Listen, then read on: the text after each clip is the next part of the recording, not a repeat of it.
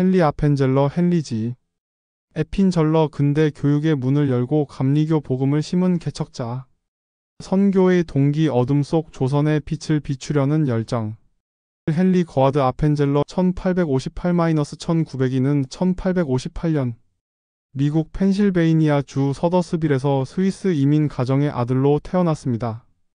그의 가정은 강한 개척 정신과 깊은 신앙을 바탕으로 형성되었고, 아펜젤러는 어린 시절부터 경건한 감리교 신앙 안에서 성장하며 나눔과 봉사의 가치를 자연스럽게 체득했습니다. 명문 프랭클린 마셜 대학에서 문학학사 학위를 취득하고 드루 신학대학원에서 신학을 전공하며 지성적인 면모를 겸비했습니다.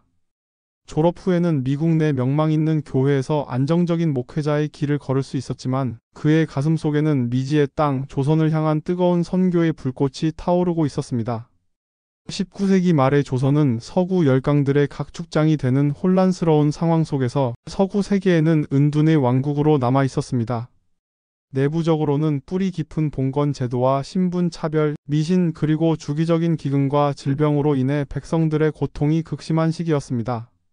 아펜젤러는 이러한 조선의 비참한 현실을 접하며 영혼의 구원뿐 아니라 사회의 전반적인 변혁이 절실함을 깨달았습니다. 그의 선교 동기는 단순히 영혼을 기독교로 개종시키는 것을 넘어섰습니다. 아펜젤러는 조선 백성들에게 근대 문명과 서구식 교육의 기회를 제공하여 그들의 삶을 실질적으로 변화시키고 무지와 미신으로부터 해방하려는 강렬한 열망에서 비롯되었습니다. 그는 영적인 구원과 함께 육체적 고통을 덜어주고 지적인 깨달음을 통한 자주적 삶을 가능하게 하는 전인적인 복음의 실현이 무엇보다 중요하다고 믿었습니다. 복음은 인간의 영혼뿐만 아니라 지성과 사회 전체를 변화시키는 힘이 있다는 확고한 믿음으로 아펜젤러는 닫힌 조선의 문을 두드려 희망의 씨앗을 뿌리고 복음을 통해 새로운 시대를 열고자 했습니다. 그는 당시의 시대적 요구와 조선의 현실을 깊이 통찰하며 교육과 의료가 복음 전파의 핵심적인 도구가 될 것이라고 확신했습니다.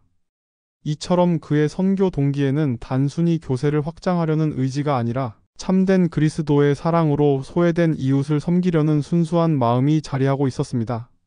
아펜젤러는 1884년 12월 미국 감리교 해외 선교부로부터 조선 선교사로 임명을 받았습니다. 당시 그는 26살의 젊은 나이였습니다. 그러나 조선 백성들을 향한 깊은 사랑과 주님의 지상명령에 대한 순종으로 이미 가득 차 있었습니다. 그는 자신의 일기에서 나는 비록 연약하나 하나님이 택하신 일에 충실하리라고 기록하며 조선 선교라는 어려운 길을 택했습니다. 당시 조선은 외세 침략의 위협이 커지고 있었고 선교사들에게는 낯선 풍토병과 언어 장벽, 열악한 생활 환경은 물론 문화적 충돌과 생명의 위협까지 감수해야 하는 위험하고 불확실한 길이었습니다. 특히 갑신정변과 같은 정치적 혁명기는 선교 활동에 큰 장애물이 되기도 했습니다. 그럼에도 불구하고 그의 마음은 어둠 속에 있는 조선 백성들에게 빛을 전하겠다는 굳건한 소명감과 담대한 믿음으로 충만했습니다. 그는 파송 당시 기다림은 더 이상의 시간이 없다는 절박함으로 조선행을 택했습니다. 그는 개인의 안락보다는 하나님의 부르심에 전적으로 순종하여 미지의 땅으로 발걸음을 옮겼습니다. 이 결정은 그의 일생을 바치는 위대한 첫걸음이었으며 그의 헌신은 한국 역사의 새로운 장을 여는 계기가 되었고 한국 기독교 역사에 지울 수 없는 큰 획을 그었습니다. 주요 헌신과 업적 조선의 땅에 뿌린 근대화의 씨앗 1885년 4월 5일 아펜젤러 선교사는 미국 북장로교 소속의 언더우드 선교사 부부와 함께 일본을 거쳐 제물포항 지금의 인천항을 통해 조선 땅을 밟았습니다. 이들은 고요한 아침의 나라에 첫 발을 디딘 최초의 상주 개신교 선교사였습니다. 그들이 조선에 도착했을 때 갑신정변 이후의 혼란스러운 정세는 여전했고 서양인 배척 분위기가 고조되어 있었습니다. 서양인에 대한 뿌리 깊은 불신과 경계심으로 인해 선교사들은 자유롭게 활동하기 어려웠습니다. 실제로 아펜젤러는 입국 초기 불안정한 사회 분위기 때문에 부인과 언더우드 부인 일행을 일본으로 돌려보내고 홀로 남아 상황을 살피는 어려움을 겪기도 했습니다. 그러나 아펜젤러는 조선 선교의 비전을 결코 놓지 않았습니다. 곧 다시 조선으로 돌아온 그는 복음을 전하는 것과 동시에 교육 사역에 전념하기 시작했습니다. 그는 의료 선교가 백성들의 마음을 여는 중요한 통로임을 알고 있었지만 조선의 미래를 위한 근본적인 변화는 다음 세대 교육에 달려 있다고 확신했습니다. 그의 선교 초기 전략은 조선인의 마음을 얻는 것이었고 교육은 이를 위한 최적의 수단이었습니다. 그는 근대 문명에 대한 조선인들의 지적 갈증을 정확히 꿰뚫어 보았던 것입니다. 아펜젤러 선교사의 가장 위대한 업적 중 하나는 바로 배제학당의 설립입니다. 1885년 8월 3일 그는 고종 황제로부터 유용한 인재를 기르고 배우는 집이라는 뜻의 배제학당이라는 교명을 하사받아 학교를 세웠습니다. 초기의 배제학당은 단 2명의 학생 고영필과 이경직으로 시작했습니다. 하지만 그의 헌신과 열정 덕분에 빠르게 성장하여 1년 만에 학생 수가 20여 명으로 늘어났습니다. 아펜젤러는 학생들에게 영어, 지리, 역사, 물리학, 화학 등 서양의 근대 학문을 체계적으로 가르쳤을 뿐만 아니라 기독교 정신에 입각한 인성 교육을 실시했습니다. 그는 교육은 단순히 지식 전달을 넘어 개인의 인격을 변화시키고 나아가 민족 전체를 변화시키는 힘이 있다고 믿었습니다. 배제학당은 조선의 젊은이들에게 근대 지식을 전파하고 세계관을 넓혀주며 훗날 이승만, 주시경, 서재필, 신채호 등 한국의 운명을 바꾼 수많은 독립운동가, 사회지도자, 교육자를 배출하는 요람이 되었습니다. 이곳은 민족의 암울한 시기에 새로운 지식과 희망을 심는 역할을 담당했으며 조선의 개화와 근대화에 결정적인 영향을 미쳤습니다. 배제학당은 근대 교육의 상징이자 자주적 역량을 키우는 민족의 희망이었습니다. 배제학당을 통한 교육, 선교와 더불어 아펜젤러는 한국감리교회의 초석을 다지는 데도 지대한 공헌을 했습니다. 당시 유교적 가치관이 지배적이던 조선 사회에서 기독교를 전파하는 것은 쉽지 않은 일이었습니다. 그럼에도 그는 조선인의 영적인 필요를 충족시키기 위해 꾸준히 노력했습니다. 1887년 아펜젤러는 배제학당 안의 학생들과 교사들을 중심으로 정동감리교회를 설립했습니다. 이는 한국 최초의 감리교 교회였으며 감리교 복음이 조선 땅에 뿌리 내리는 결정적인 계기가 되었습니다. 그는 매주 주일마다 예배를 인도하고 성경을 가르쳤습니다. 또한 한국인 스스로 복음을 전할 수 있도록 조사와 목사 후보생들을 양성하는 데 힘썼습니다. 초기 한국인 교역자들의 양성은 감리교의 자립적 성장에 필수적이었습니다. 그의 사역은 곧 한국 감리교의 자립적 성장을 위한 기틀을 마련하는 데 결정적인 역할을 했습니다. 아펜젤러는 단순히 교회의 외형적 성장에만 치중하지 않았습니다. 신자들의 영적인 성숙과 함께 사회적 책임을 다하는 기독교인으로 성장하는 것을 강조하며 초기 한국 교회의 건강한 성장의 밑거름이 되었습니다. 그는 교회가 사회의 빛과 소금의 역할을 해야 한다고 굳게 믿었습니다. 아펜젤러는 교육과 교회 개척 외에도 다양한 방식으로 조선 사회에 헌신했습니다. 그는 한글 보급과 성경 번역에도 적극적으로 참여했습니다. 조선에 도착하자마자 그는 한글의 우수성과 효율성을 간파하고 한글을 배우고 연구하는 데 시간을 아끼지 않았습니다. 그는 선교 활동에서 현지화의 중요성을 인지하고 있었습니다. 초기 한국어 연구에 힘써 한글을 통해 성경을 번역하고 보급함으로써 양반과 상민의 구분 없이 일반 백성들도 쉽게 복음을 접하고 새로운 지식을 습득할 수 있도록 했습니다. 이는 문맹률을 낮추는 데 크게 기여했습니다.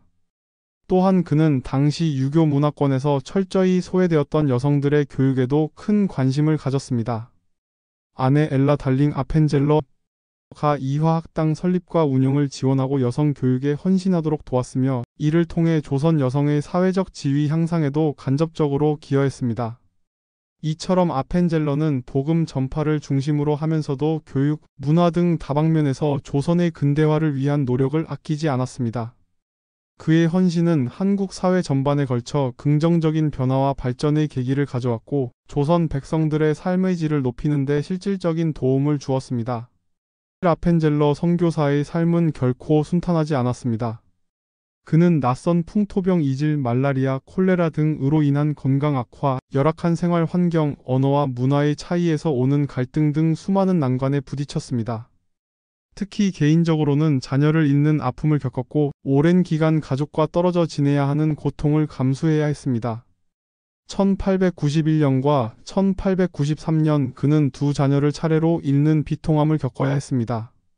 선교에 대한 조선 백성들의 배타적인 시선과 유교 사대부들의 반발, 그리고 일제 침략기라는 시대적 상황 속에서 그의 사역은 늘 어려움의 연속이었습니다. 그럼에도 불구하고 그는 조선 백성들을 향한 변함없는 사랑과 믿음으로 모든 역경을 이겨냈습니다. 그는 종종 병으로 고통받으면서도 자신의 사명을 놓지 않았으며 오히려 이러한 고난을 통해 그의 믿음은 더욱 단단해졌고 조선에 대한 그의 헌신은 더욱 깊어졌습니다. 그의 일기에는 하나님께서 내 모든 어려움 속에서도 함께 하셨다는 감사의 기록과 나의 유일한 목적은 조선을 그리스도께 드리는 것이다 라는 굳은 결단이 자주 등장합니다. 그는 삶의 마지막 순간까지 자신의 모든 것을 조선을 위해 바쳤습니다. 1902년 6월 11일 아펜젤러는 44세의 젊은 나이에 안타깝게 세상을 떠났습니다. 그의 사망은 조선 선교 역사에 큰 충격과 슬픔을 안겨주었습니다. 그는 전남 목포 앞바다에서 성경 번역 작업을 위한 지방 회의에 참석하러 가던 중 서해 어청도 근해에서 발생한 선박 화재로 인해 사망한 것입니다. 당시 배에는 수많은 승객이 타고 있었고 불길은 걷잡을 수 없이 번졌습니다. 전하는 바에 따르면 아펜젤러는 불타는 배에 남겨진 한국인 여학생들을 포함한 승객들의 안전을 구하기 위해 자신의 몸을 던져 희생된 것으로 알려져 더욱 큰 감동을 주었습니다. 그는 스스로 탈출할 기회가 있었음에도 불구하고 끝까지 약한 자들을 보호하려 애쓰다 순교했습니다. 그의 순교는 조선인들에게 깊은 충격과 함께 선교사의 희생정신을 각인시켰습니다.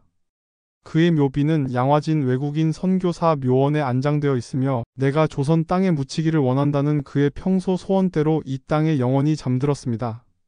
그의 짧은 생애는 오직 조선을 위해 불타는 열정으로 가득 찬 헌신의 삶 그 자체였습니다.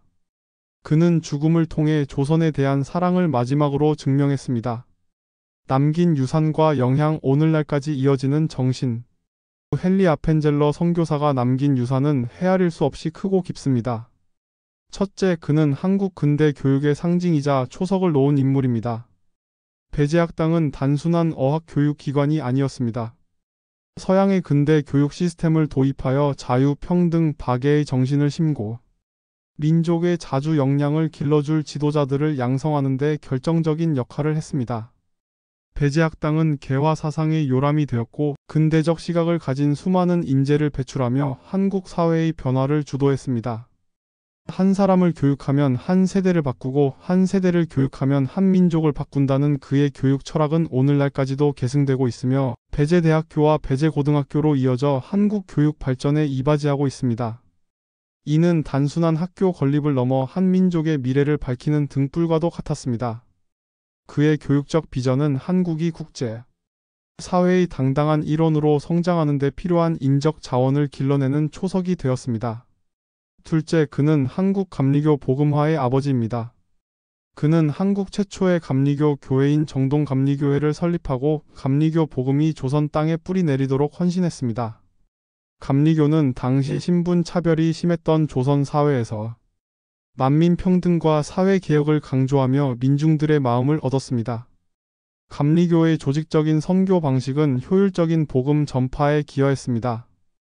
그의 노력은 한국 감리교가 자주적으로 성장하고 발전하는 데 굳건한 기반이 되었고 이후 수많은 감리교 선교사들과 한국인 교역자들의 활동을 촉진했습니다. 하나님께서 그의 방법대로 일할 사람을 찾으시면 그분께서 일하시는 방법은 존재하지 않는다는 굳은 믿음으로 그는 조선의 영적, 사회적 변화를 이끌었습니다.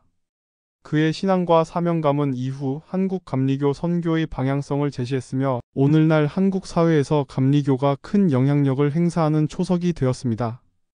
이는 그의 선교가 단순한 종교 행위를 넘어선 사회 변혁적 메시지를 담고 있었음을 보여줍니다. 셋째, 아펜젤러는 한국의 자주적 근대화에 크게 기여했습니다.